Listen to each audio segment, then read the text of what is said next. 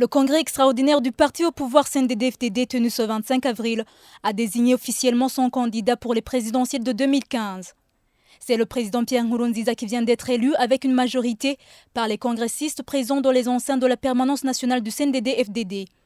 C'est vers 13 h que le président de ce parti, Pascal Nyabenda, a livré le message tant entendu.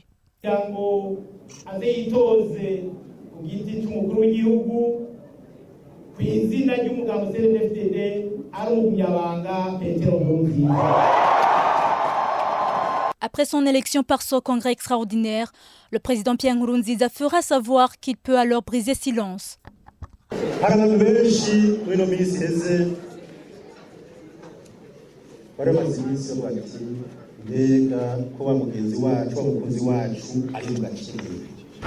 Les gens m'ont toujours demandé que je rompe le silence.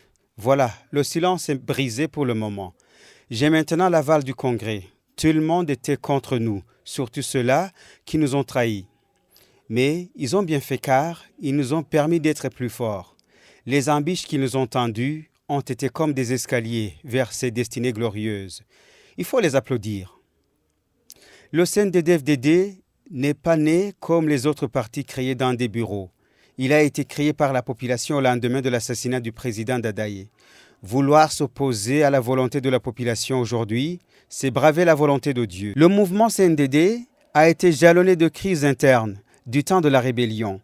J'ai échappé à 2 attentats préparés par ceux-là même qui nous ont trahis aujourd'hui. Je pense que le nombre de combattants tués à l'interne est de loin plus élevé que celui de ceux qui sont tombés sous les balles de nos adversaires.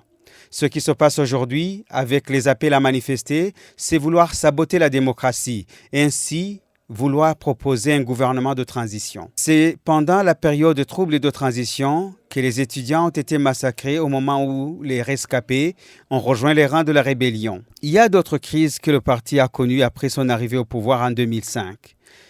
Il ne faut pas oublier ce que nous avons enduré, c'est mauvais d'oublier. L'ampleur de la crise actuelle est insignifiante par rapport aux crises antérieures.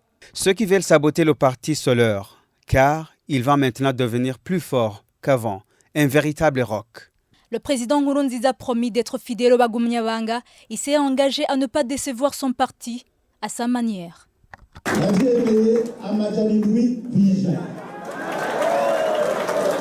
Maintenant, je suis votre candidat à 700%. Je dis bien à 700%. Il faut être patriote. Il faut lutter contre les rumeurs, les montages, la zizanie. Il faut être plutôt solidaire et garder la cohésion. Il y aurait plus de problèmes si les Burundais venaient à ne pas se présenter aux élections. Et je vais vous faire une petite révélation. Vous seuls les Bagumyabanga, soyez des aigles, il faut être endurant. La guerre est finie, mais la lutte pour la consolidation de la démocratie continue.